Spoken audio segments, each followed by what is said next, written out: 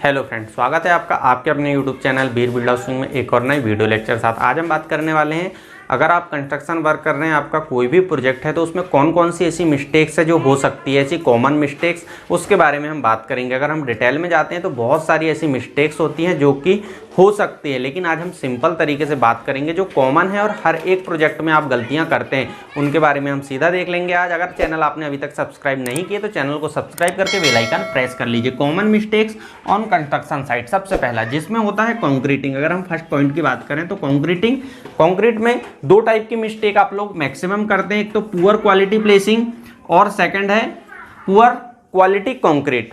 अब देखिए poor quality placing में क्या होता है, अकॉर्डिंग टू IS 456 यानी 456 से 2000, अगर हम IS कोड के अकॉर्डिंग बात करें तो maximum height of pouring without segregation. अब सेग्रीगेशन और ब्लीडिंग क्या होता है, अगर आप सेग्रीगेशन और ब्लीडिंग क्या होता है नहीं जानते तो इसके ऊपर मैं ऑलरेडी एक पहले वीडियो बना चुका हूं, लेकिन फिर भी आप अगर और अच्छे से समझना चाहते हैं तो कमेंट्स करके हमें जरूर बताएं, तो ये वीडियो भी हम आपके लिए लेकर आ जाएंगे कि सेग्रीगेशन ब्लीडिंग ये क्या होते हैं जो टर्म्स है। अब देखिए विदाउट सेग्रीगेशन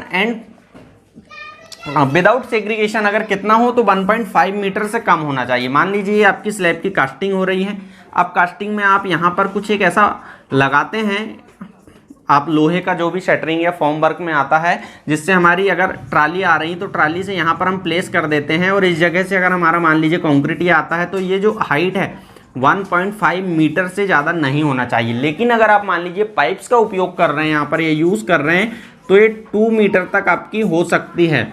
ये चीज़ है हमारी क्वालिटी प्लेसिंग के, इससे ज़्यादा कर देते हैं क्योंकि जल्दी हमें कहीं से भी फेंकना होता है, कैसे भी कर दिया हमने वर्क, क्योंकि वो करते हैं लेबर स्किल्ड पर्सन नहीं होता, इस कारण आपको साइट पर होना जरूरी होता है अवेलेबल।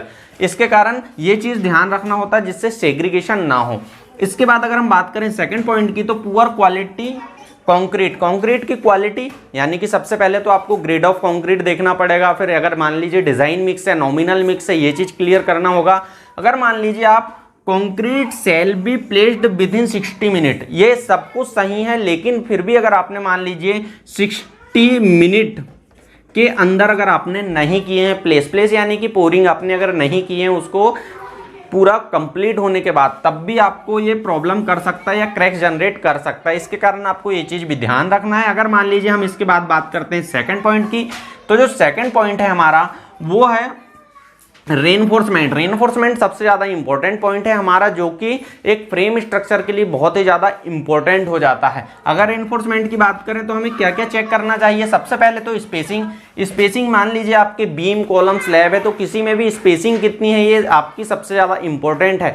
स्लैब है तो स्लैब में मस्ट है कि हमारी स्पेसिंग यानी कि सेंटर टू सेंटर जो दो वार है हमारी उनके बिटवीन जो हमारी डिस्टेंस है वो कितनी है, वो होती है हमारी स्पेसिंग। मान लीजिए ये स्लैब है आपकी, तो इस तरह से कुछ अगर प्लेस किए हैं हमने, रेनफोर्समेंट प्रोवाइड किए हैं, तो रेनफोर्समेंट जो है हमारी वो कितनी डिस्टेंस है सेंटर टू सेंटर, ये चीज़ हमारे लिए बहुत मायने रखती है। ये स्पेसिंग, डाया बार और आपको हुक्स ये तीनों चीज़ आपको चेक करना है। हुक्स में आपको बता देता हूँ, मान लीजिए हमारा एक कंक्रीट हमने एक कॉलम है, ये कॉलम हमने भरे हैं, तो उसके लिए इस टाइप से हुक्स नहीं देते हैं, जबकि हम लोग जनरली क्या करते हैं कुछ इस तरीके से ऐसा बेंड कर देते हैं। तो इस टाइप से हुक्स आपको नहीं करना है, आपको प्रॉपर तरीके से ऐसा हुक्स बनाना है। हालांकि ये थोड़ा बेकार बन गया, कोई दिक्कत नहीं, आप अब समझ लीजिए। थर्ड है फॉर्म वर्क यानी कि जो शटरिंग वगैरह का हम यूज़ करते हैं।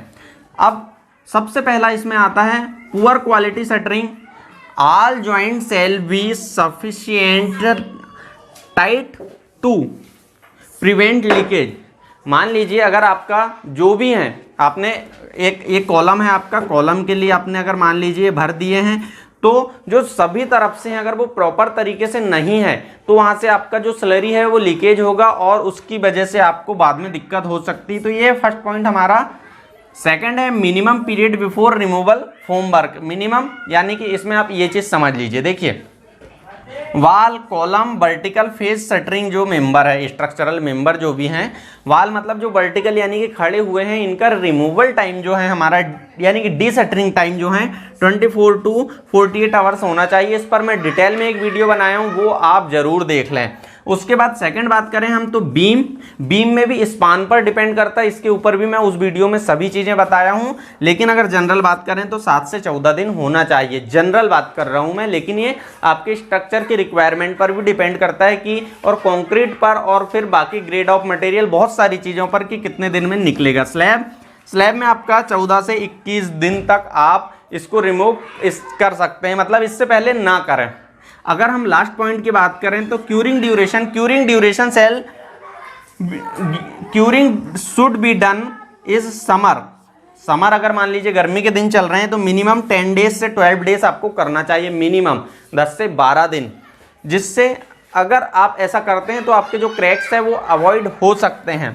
अगर हम बात करें सेकंड पॉइंट की तो curing period depend on temperature. ये टेम्परेचर आप कहाँ पर वर्क कर रहे हैं, मान लीजिए आप ऐसी जगह पर जहाँ का टेम्परेचर, मान लीजिए अगर हम इंडिया की बात करें तो यहाँ पर अगर कश्मीर के एरिया में तो टेम्परेचर वैसे भी आपको पता है कि बर्फ वगैरह पड़ते हैं, तो उसके कारण वहाँ के स्ट्रक्चर को अलग तरीके से डिजाइन करना पड़ता है।